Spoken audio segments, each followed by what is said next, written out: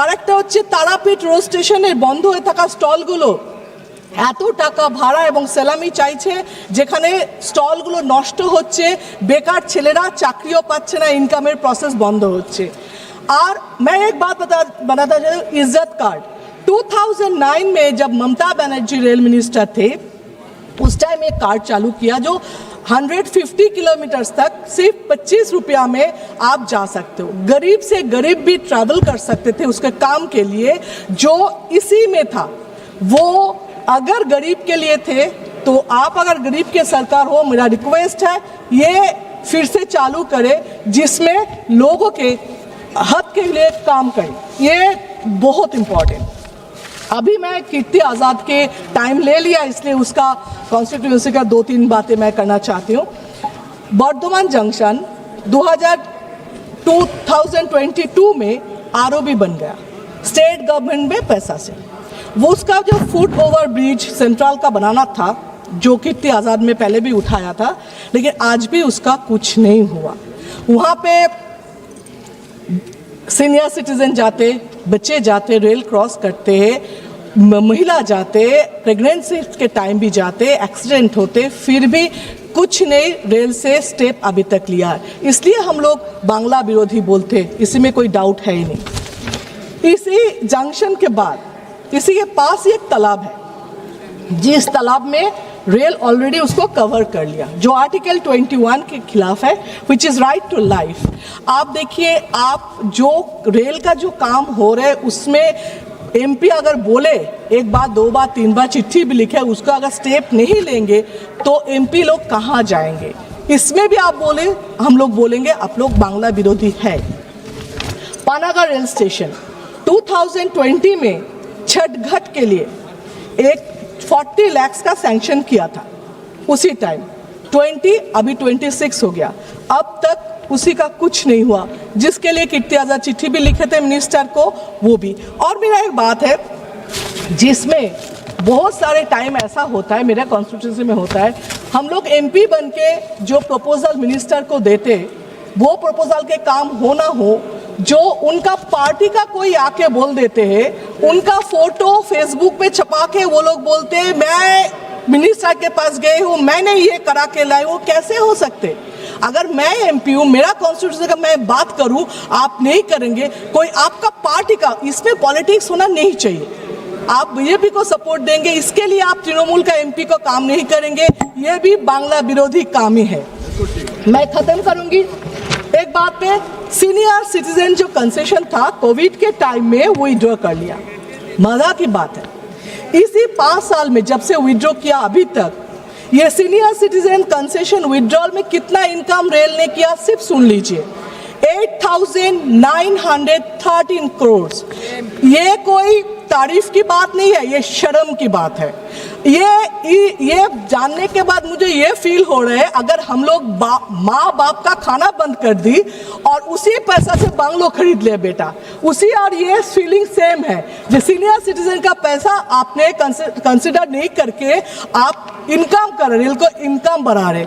मुझे ये बोलना है कि आप इसमें ध्यान दें, सीनियर सिटीजन के लिए आप फिर से ये चालू करें, और फिर आप इन जो ममता बनर्जी ने किया था इज्जत कार्ड, वो फिर से चालू करें। और अंत में मैं मिनिस्टर को धन्यवाद करूंगी, इसलिए क्योंकि मेरा कॉन्स्टिट्यूंसी में मैंने जो उठाया स्टॉपेज के लिए, बहुत सारे स्टॉपेज के लिए मैंने बोला था, उसने कर दिया, इसीलिए मैंने बोला था करा, इसलिए thank you so much. High speed rail to North Bengal, Varanasi से जो अभी मैंने बताया सिलीगुड़ी जाने वाले train, high speed rail North Bengal को पहुंच रही है। सिलीगुड़ी नॉर्थ में एक ट्रांसिट हब जैसे बनने वाले हैं, वो भी बंगाल में है। तीसरा, जूट रिवाइवल के लिए हमने इतना बड़ा घोषणा की है, national fibre scheme for self reliance in jute, और बंगाल के हुगली बेल्ट में जो जूट मिल्स है उन सब में लाखों जूट फार्मर्स को उसके द्वारा उनका जीवन शैली ही गुजरता है, उनके लिए अलग से national fibre for self reliance in jute. क्या सिर्फ बंगाल के लिए वो एक अकेला स्कीम नहीं होगा, बड़ा सा स्कीम नहीं होगा, किसान के लिए नहीं होगा, वो भी बंगाल के लिए है।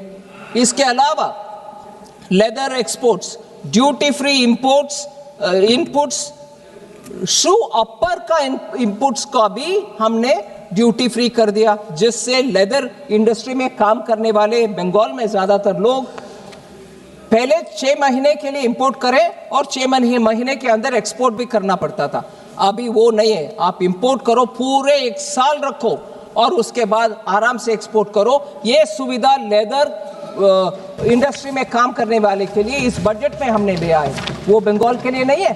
फिर पूर्वोदय, इसमें टूरिज्म डेस्टिनेशन, ये पूर्वोदय 5 स्टेट के लिए, हर एक स्टेट में एक वर्ल्ड क्लास टूरिज्म डेस्टिनेशन हम बनवाएंगे, इसका अनाउंसमेंट भी हुआ। वेस्ट बंगाल उनके अपने चुने हुए कुछ क्षेत्र को ऐसे हाईलाइट बना सकते हैं, वो अपने स्टेट के इच्छा के अनुसार वो कर सकते हैं, वो भी उनके लिए।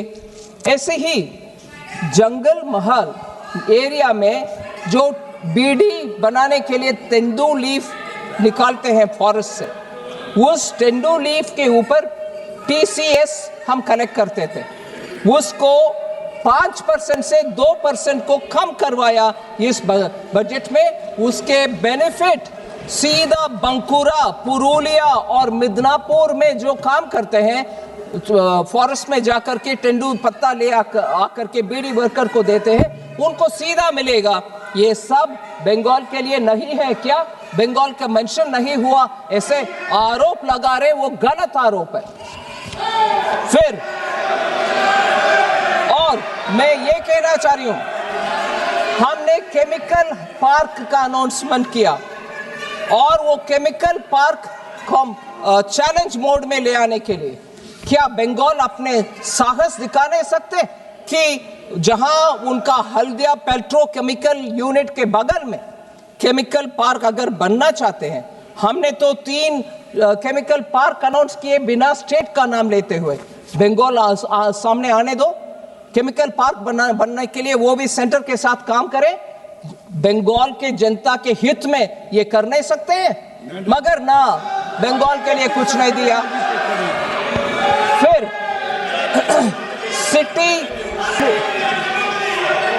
सिटी इकोनॉमिक रीजन का अनाउंसमेंट हुआ। इसमें हम बोल रहे हैं, आप उदाहरण के लिए मैं बोल रही हूं, मैंने नाम नहीं लिया, कोई भी स्टेट आ सकते हैं सामने। हर साल अगले 5 साल के लिए हर साल 1000 करोड़ देंगे एक सिटी का इकोनॉमिक रीजन बनाने के लिए। क्यों? कोलकाता, हावड़ा, आसनसोल, दुर्गापुर उसमें शामिल हो सकते हैं। 5000 करोड़ लोग 5 साल के लिए, कौन रोक रहा भाई आपको? नहीं, हम गुस्से में हर बार सुप्रीम कोर्ट तक जाएंगे, सेंट्रल गवर्नमेंट हमारे खिलाफ है और डांट खाएंगे उधर, सुप्रीम कोर्ट में डांट खाओगे, मगर एक्सेप्ट नहीं करोगे, सेंटर आपको हेल्प कर रहा है। ये सिटी इकोनॉमिक रीजन क्यों नहीं कर सकते? नहीं, हम सब हाथ में दे, फिर भी केंद्र सरकार के ऊपर डांट पड़ते होना चाहिए। ये शर्मनाक कॉन्डक्ट मुझे लगता है। बार बार केंद्र सरकार के ऊपर फेडरलिज्म का लेक्चर देने वाले बंगाल, आइए सामने आइए, इसमें प्रपोज करिए, ले लीजिए।